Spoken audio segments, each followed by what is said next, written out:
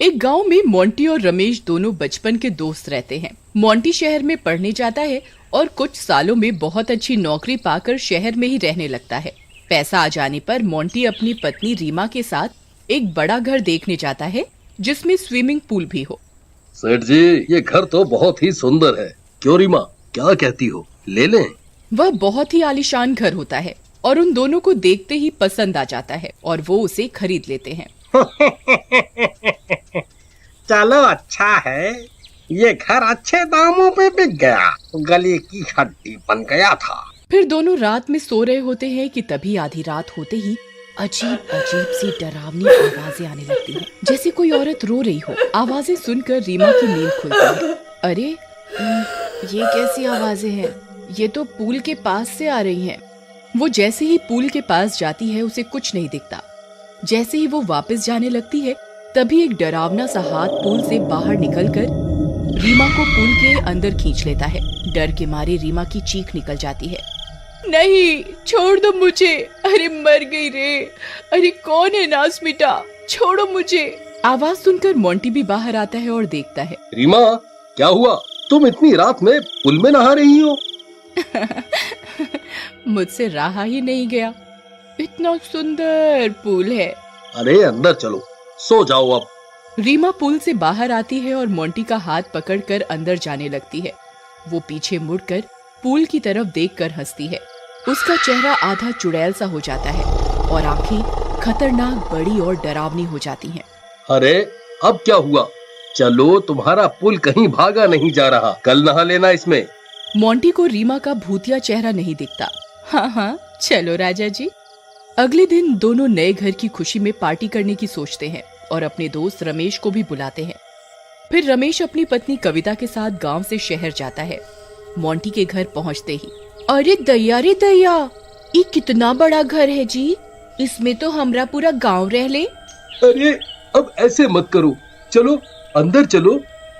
फिर दोनों अंदर जाते हैं। रमेश मेरे भाई, तू आ गया, मैं बहुत खुश हूँ। तेरा घर तो सच में बहुत ही सुंदर है, मुबारक हो। अरे रीमा, भाभी को ले जाओ, कमरा दिखा दो, थोड़ा आराम कर लें, और घर भी दिखाओ पूरा। जाओ भाई जाओ। कविता, ये देखो, ये हमारे घर का पूल है, मेरी सबसे प्यारी जगह। अरे ईका, आपके घर में तालाब भी है, इसमें मजा आता होगा ना? हाँ, बहुत मजा आता है। चलो आओ, चलोगी इसके अंदर? नहीं नहीं, हमें तो लाज आती है और हमें तैरना भी नहीं आता है। हम जा रहे हैं। फिर कविता वहां से शर्माते हुए चली जाती है। रीमा को भूख के कारण गुस्सा आ रहा होता है और वो अपने चुड़ैल के रूप में आ जाती है। ये कैसे गांव के गंवार आ गए हैं? एक तो मुझे बहुत भूख लगी है, इतने दिन बाद तो इस घर में कोई रहने आया है, पर मुझे सब्र रखना होगा। नहीं छोड़ूंगी, किसी को नहीं छोड़ूंगी। अरे कविता भाभी, रीमा कहाँ है? वो पुलवा के पास है। अरे यार, पता नहीं इसे पुल से इतना प्यार क्यों है, हर टाइम वहीं रहती है। रमेश, तुम और भाभी कमरे में जाओ, आराम करो, मैं रीमा को देखता हूँ। अरे रीमा, ओ रीमा, रीमा। आ गया रीमा रीमा करता हुआ, दिल तो करता है इस नामाकूल को ही कच्चा चबा जाऊं। रीमा पूल की तरफ मुंह करके खड़ी होती है। रीमा, ये क्या? तुम्हारे पास इस पूल के पास आकर इसको निहारने के सिवा और कोई काम नहीं है? अरे वो मैं आ ही रही थी पतिदेव, चलो। फिर दोनों अंदर चले जाते हैं। दूसरी ओर, अरे दैया रे दैया, रमेश जी, ये देखो, ये बिस्तरवा कितना मुलायम है, मन करता है इस पर कूदते रहे। और यहाँ आओ, ये गुसल खाना तो देखो, आए इस पाइप से बारिश होता है, देखो, जब मन करे बारिश में नहा लो।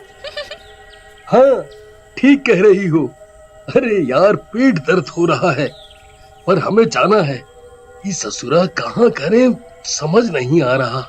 यहाँ पेट साफ करने का सुविधा नहीं है का? अरे वो कुर्सी देखे हो, उसी पे बैठ के करते हैं।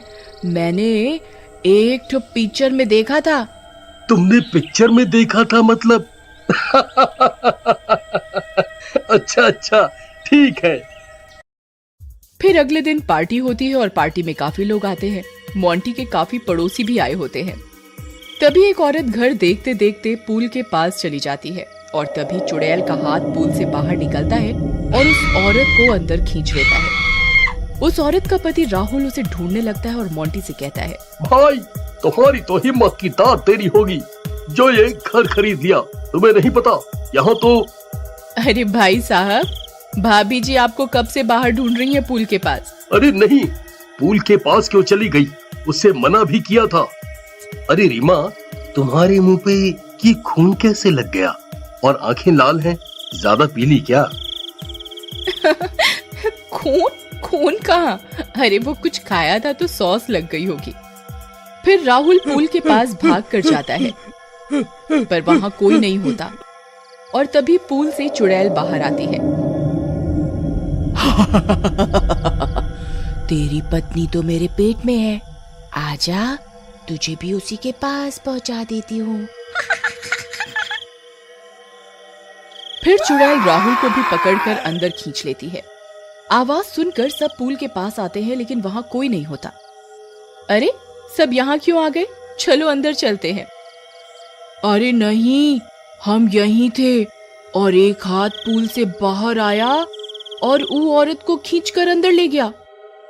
हमें बहुत डर लग रहा है रमेश जी, ये तो भूतिया तालाब है। ये सब सुनकर रीमा को कविता पर गुस्सा आ रहा होता है। वो चुड़ैल रूप में आ जाती है और मन में बोलती है, ये बेवकूफ औरत ने सब देख लिया, ये सब कुछ बिगाड़ देगी। भाभी हम इतने दिन से यहाँ रह रहे हैं, ऐसा कुछ नहीं है। रीमा तो दिन में काफी टाइम पूल में ही बिताती है। फिर पार्टी खत्म हो जाती है पर मोंटी को पार्टी के आखिर में कुछ लोग कम दिखते हैं। उसे पता नहीं कि काफी लोगों को तो पूल निकल गया है। लगता है कुछ लोग बिना बोले ही अपने घर चले गए। फिर सब सोने चले जाते हैं पर कविता को नींद नहीं आ रही होती। वो उठकर खिड़की से पूल को ही झांक कर देखती है तो उसे रीमा वहां खड़ी दिखाई देती है। रीमा पूल के अंदर चली जाती है। अरे ये क्या?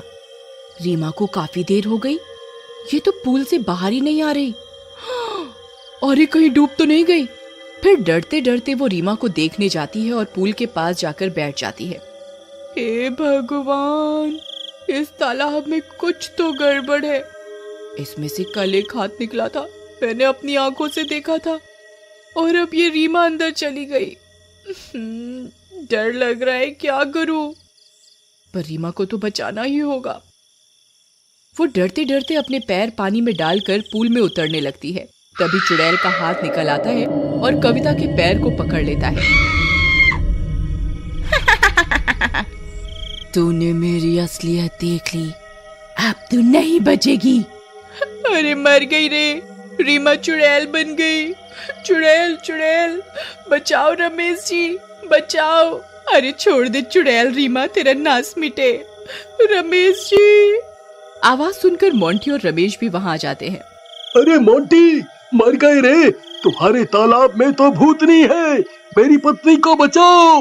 हाँ भाई, रीमा रीमा।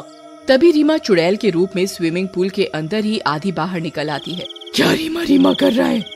तेरी रीमा का शरीर अब मेरा है, वो मर चुकी है।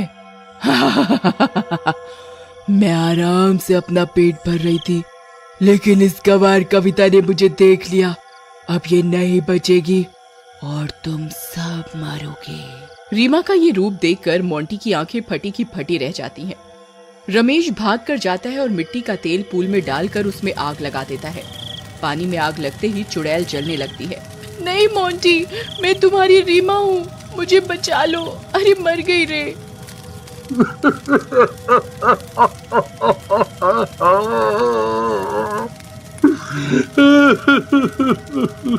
तुम मेरी रीमा नहीं हो, तुमने मेरी रीमा को तो मार दिया, लेकिन अब मैं किसी और को नहीं मरने दे सकता। आग लगते ही चुड़ैल भी जल जाती है और वो पूल चुड़ैल के साए से मुक्त हो जाता है।